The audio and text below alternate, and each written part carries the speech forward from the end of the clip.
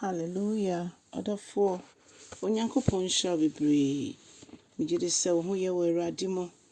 Ɛno nso Asafo Awurade yɛda wo ase sɛ wode yɛn nkwa akyerɛ yɛn. Na ɔbɛkɔ so yi wo ho adi akyerɛ yɛn.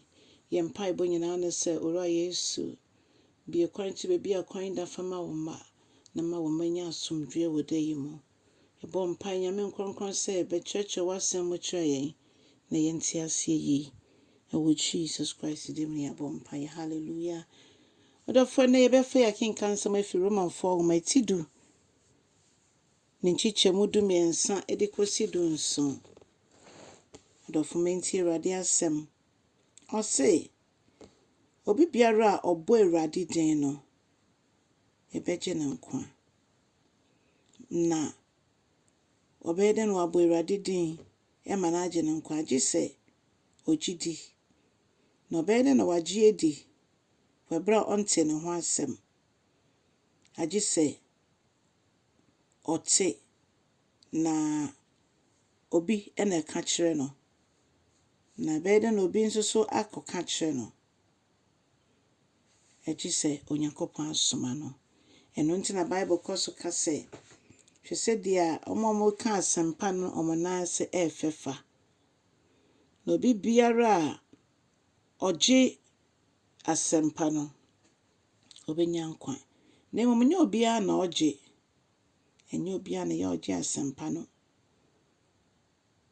Na Odiyifo Isaiah kae sɛ, hwan na wagye adanseɛ die? Ɛno nti gyidie ɛba ɛfiri Nyame asɛm tie mu. Na ɛberɛ yɛtie asɛm no ɛfa Kristo ho no, na afei yɛnya nkwagyeɛ. Ɔdɔfoɔ, ɛnnɛ asɛm yi aba ama m'ani wɔ. Aba ama nea onim Kristo ne nea onim Kristo nyinaa. Ɛfisɛ ɛtwa sɛ asɛm no, nea onim Kristo no ɔte asɛm no, na hwan na ɛbɛka akyerɛ no? Nea onim Kristo ɛna ɔbɛtumi adi ne ho nkɔmmɔ ɛde akyerɛ nea onim no. Ɔdɔfoɔ, yɛgyina Kristo Yesu anan mu wɔ asase so a, na ɔhwɛ yɛn kwan sɛ nea ɔde ahyɛ yɛn nsa no nso yɛn nso dwumadie ɔde ahyɛ yɛn nsa no yɛbɛdi. Dwumadie no nyinaa ne sɛ baabi a yɛbɛdu biara yɛbɛma nnipa ate Kristo nka. Sɛ ɔwɔ Kristo na ɔwɔ adeɛ nyinaa na ɔwɔ da nkwa a, na ɛsɛ sɛ yɛde ne ho akwa yɛn ho, ɛfiri sɛ ɔno nko ara ne mu na ɛwɔ fa ahodie. Na ɔsoma nso a n'asɛm ne sɛ ɔbɛma yɛ tumi ɛma yɛde asɛm no akɔ.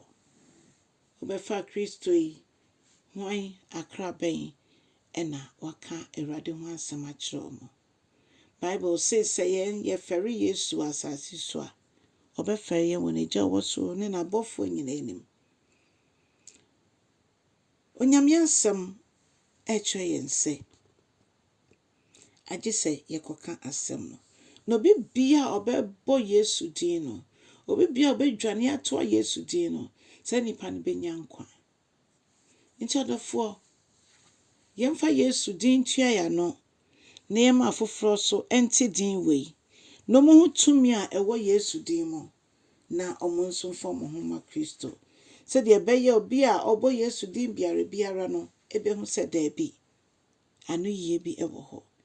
Na mmom yɛbɛbɔ Yesu din ɛwɔ nokorɛ mu, ma akra ɛnya nokwa asɛm no. Asɛm korɔgye no a yɛmfrɛ mu no, ɛno ɛna yɛnkyɛ. Bible say Kristo ɔte yɛn mu nti, ɔno ne yɛn nidasoɔ. Ɛno nti ma afoforɔ nso nyɛ nidasoɔ wɔ Kristo mu. Momma yɛn nko ara yɛmfa, yɛma afoforɔ so hu sɛ Kristo mu fa ahodie wɔ mu. Kristo dom yɛ ayaresa, wabɔ yɛn ho ban na wadom yɛn fa ahodie wɔ ne mu. Ɛno nti bra Jesus nkyɛn, na ɔbɛma wahome. Ɔsɛ mommra me nkyɛn mo a yɛasɔ mo ani so a ɛɛduro na mo kɔn mu ɛɛbu. Mommra no mɛma mo ahomegyeɛ. Ampa obi ani hɔ ɔba Yesu nkyɛn a oyi ne to twene. Obi a ɔbɛba ne nkyɛn biara no, obi a ɔbɛbɔ ne din biara no, ɔgye ne nkwa. Oni adɔfoɔ, adwuma no so na apafoɔ no sua. Nti Onyankopɔn hwɛ yɛn kwan sɛ me ne wo yɛbɛtwe akra ama ɔno, na apafoɔ no ɛbɛdɔɔso. Onyankopɔn dom boa yɛn.